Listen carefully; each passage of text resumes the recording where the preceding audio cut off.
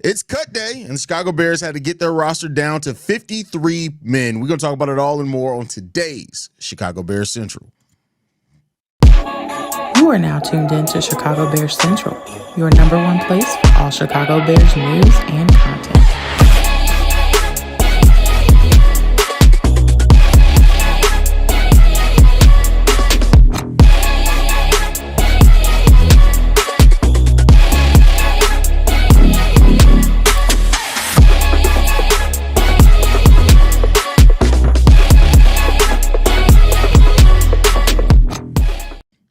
What's going on, Bears fans? Welcome to another episode of Chicago Bears Central, your number one spot for everything Chicago Bears related. We got Bobby, Steve-O, myself, Hayes in the building to talk about the Bears' final 53-man roster. Before we get into the cuts, we did get positive news. The Bears did remove Jaylen Johnson from the NFI list. Now, this was expected before the season. We kind of heard that Jaylen Johnson was expected to be back before week one. How do you guys feel about Jaylen Johnson being taken off that list? I feel pretty damn good. I mean, I think that's what we all wanted. I understand that we probably wanted to see him get reps in the preseason with this defense, but hey, I'd rather have him be healthy and start the regular season than go out there and re-injure himself in the preseason just to get reps. I already know what he can do on the field. It's going to be a different challenge this season, though, simply because I expect more man coverage. But hey, you got to go out there and get the job done. We trying to get dubs out here, baby. So welcome back. Now let's get to work. Same thing. I'm feeling good about it. To me, I already know what you're getting out of Jalen Smith. You ain't gonna be able to throw it to him 9 times out of 10. But the thing he got to live up to, he want to be considered one of them lockdowns. So you got to have the picks to match it. So that's all we waiting for. Is he gonna be able to have the picks to match it?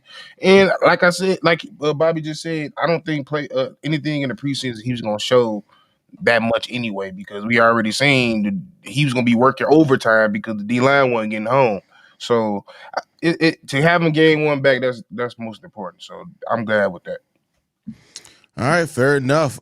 We did get a quick update on the running backs as well. Ben Johnson did update the status of Roshan, Kyle Monangai, and Travis Homer. He did say that there isn't an update yet on when those guys are going to be ready, healthy yet.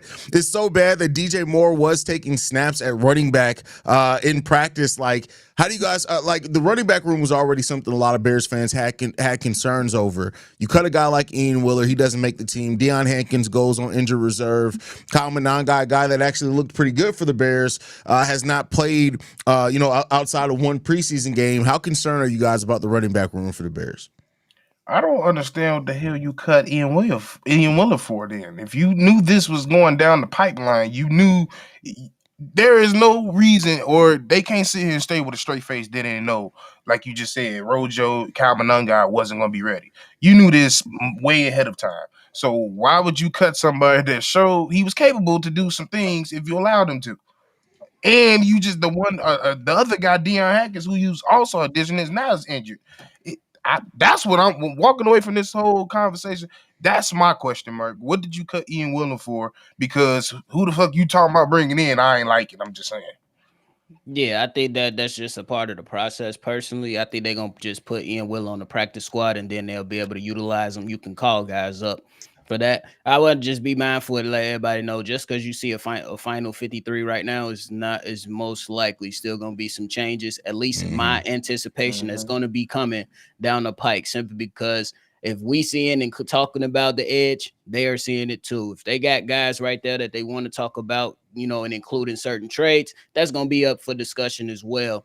And so I'm looking at it as, hey, they cut them, but they can obviously put them on a practice squad, or there is an option to go out there and potentially bring somebody else in, like a veteran that is potentially available. I don't think Ben Johnson is just going to sit there and not do anything. And I damn sure don't want DJ Moore taking a bunch of reps at running back. Yeah, you could throw that in and sprinkle it in, but I am not somebody that wants to see one of my best wide receivers constantly in the backfield trying to run the ball. No. That's a fact. So let's move on. Because the Bears have made cuts to the roster, and while I look at it as Ryan Poles waking up to some things, it seems like there's already been some bitching. And I'm going to say this because the guys on that are on the panel are nice fellas, and I don't want them to have to take the smoke, so I'll take the smoke. Some of you niggas need to shut the fuck up. Because we have complained so long about Ryan Poles holding on to players that he drafted, and now that he cut Zacch Pickens, who was a 3rd-round pick, now that he cut Tyler Scott, all y'all doing is bitching about it. Like, do you want him to recognize the fact when players don't have talent, or do you not want him to recognize it? Because it seems like some of y'all would have been bitching one way or another. You bitch when Zacch Pickens is on the roster and been a bad pick, and now you bitch that they recognize that he's a bad pick and cut him from the roster, fellas. How do you guys feel? Because those are kind of the most notable guys. Zacch Pickens, Tyler Scott, 2 people that we've talked a lot about not really showing or doing jack shit for the Bears since they came on this roster, finally being cut and released as Chicago Bears. I just think to have the expectation that you're gonna hit on every single pick that you go out there, that's just stupid. Because for one, it's the Chicago Bears. Second of all, it's 7 rounds with over 500 players. It's hard to do that job. You got to go around the country, and not only that, the details about it. You got to have somebody you trust that know how to seek out talent. They have to have the same mindset, the same thing. So to go out here and bitch about somebody that, why did Zacch Pickens ain't been doing anything? Okay, he ain't doing nothing. We can't use him. I fucked up. I'm gonna go get some players. I'm gonna go get Dale. I'm gonna get dude out of Atlanta. That's one thing that my GM does. If he fucks up, he's gonna go fix it one way or another, whether that's a trade or he's gonna go pay for him. That's what a good GM does. I can see if he's missed on some things and he don't fix it. At least he has a plan B, plan C, plan D when he does fuck up. Yeah, and I agree with everything both you guys said. I think that when you look at this situation, hey, at one point, you just can't keep allowing players to sit around on the roster and not make moves. Hey, these guys had opportunities. Now go out there and seek another opportunity and see if you can make it elsewhere. It's life in the NFL. It is unfair. And we all know that. It's just not fair. And that's just what happened. So it is what it is. And for the expectations of, hey, like Steve-O said, not 100% agree with it. Whenever he has made a mistake, no, first of all, let's start at the beginning. When he's made aggressive moves, everybody loves it until that person turns out to be bad, i.e. Chase Claypool. We all loved it. We all thought that he can be a good, player over here for the Chicago Bears, and we can potentially see a resurgence. It didn't work out. A lot of GMs would try to justify, hang on to guys. My man said, okay, you don't want to fall in line, we're going to get rid of you. That is about evaluating talent, and you want to keep that culture going. That's some of the things that you do here. So I got to give respects to that. I got to give respects to it. And Zacch Pickens didn't show up. Tyler Scott didn't show up. An undrafted rookie came and took Tyler Scott's spot. We found him more valuable. I agree with the decision. And now we bring in other guys. If these guys lived up and fitted the bill, we wouldn't be trying to evaluate and seek out other talented guys. So you got to go in and hold your position down, and they didn't do that. So it's unfortunate, but hey. And I'm also say this. A lot of people gonna keep saying this because I keep saying it. Well, Dominique Robinson keep making it. How does he keep making it? You're always gonna go with somebody that you could put in multiple positions, and he got certain things you just can't teach. He's 6'5", 290. We got certain speeds that Zacch Pickens just don't got. They're always gonna go for that type of player at the end of the day. Well, I think more than that, like let's take the Ryan Poles aspect out of it. People want to talk about Ben Johnson, and for the people like, oh, well, Ben Johnson needs to make the right decisions. Ben Johnson talked glowingly about Dominique Robinson. Yep. He's like whole training camp period. He talked about his versatility. He talked about the size. He talked about the fact that he was a player that Dennis Allen did like on this roster. So, I'm not going to hold that when your coaching staff that you literally brought in here to evaluate and have new fresh eyes on some of these guys talks so positively about a player. I'm not going to act shocked when that player ends up staying on the roster. Now, I will say this. He didn't show me anything. I didn't see anything from preseason to Dominique Robinson that, to me, screamed Dominique needs to be on this team. But what I've been saying all offseason, and what a lot of you guys have been saying too, I can't now back down off of it. That's something I question happened. I'm going to trust this coaching staff. And this coaching staff has talked pretty damn glowingly about Dominique Robinson the whole entire offseason. What I can say, I'm just saying, they both had sacks in respective games. Yeah. Dominique Robinson run his rep. Zacch Pickens didn't. He fell into a sack. It be like that sometime, man. It's just go be like that sometime. And yeah, I just say it is what it is, bro. I'm ready to win football games. I don't We really don't care have about a that. lot of defense for said players. You know what I'm saying? Obviously, we want to see players develop. If those guys are not coming here to help us win, I have no dogs in that fight, bro. I literally don't. See, and that's the problem. Well, not the problem, but that's the difference. Is that some Bears fans aren't here to win football games. They're here to win arguments online with other people that they trying to win arguments in YouTube comments. I don't give a shit about none of that.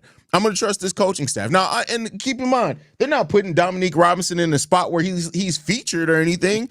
Like, he's going to be a reserve. He's going to be a depth piece, and we'll see what he can end up bringing. I wouldn't be surprised if we see him line up some as outside linebacker, some at defensive tackle, and some at the end. And we know that Dennis Allen does value players that he can play in multiple positions like that.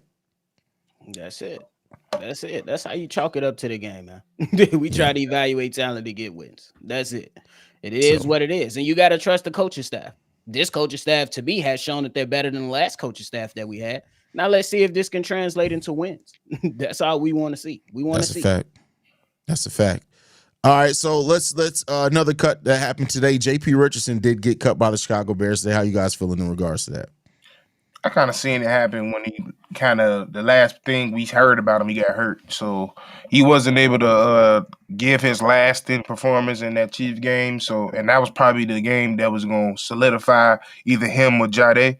And I think Jade won it over him, quite frankly, in that last game. So it is what it is with that. He's, I feel like if he get healthy, somebody else, he can make somebody else squad, whether that's if they pick him up or a practice squad. But yeah, I think that last game, Jade sealed that fate for him. Yeah, and that's what I've been telling people. Preseason, take it with a grain of salt. Like, there's a bunch of rookie quarterbacks that look great. There's a bunch of backup quarterbacks that look great around the entire NFL. But once the game starts in a regular season, if those guys are into the game, who knows what's going to happen? Take it with a grain of salt. You're supposed to be looking for individual players that are going to pop. Like what you do in practice, it means something. But once you on the actual field, you're looking for individual guys to showcase what they're made of and how they can impact the game. That's why we always say, yes, we're excited for the preseason. Yes, we want to see the Chicago Bears run their operations and do good things. But you're also looking to see who can make plays with nothing really being called on offense or defense. So, unfortunately, I wanted to see a little bit more out of JP, but Jade came and stole the job. That's the same thing we asking for with this left tackle position. And I got my concerns, but again, I'm going to trust the coaching staff that they're going to get this thing right. And I understand that they're not just sitting around not doing anything. So again, take preseason with a grain of salt, and those jobs that were up for the taking, the guys that earned it, those who got the job. Yep. Yeah, that's the way to look at it. They're saying Doug Kramer also got cut, is what I'm seeing here. Let's see. I didn't see that. Yeah, I didn't see. Somebody said that in the comment section, but I don't think that's true. Yeah, I'm not seeing that in the official releases yet. I'll update it as we look on.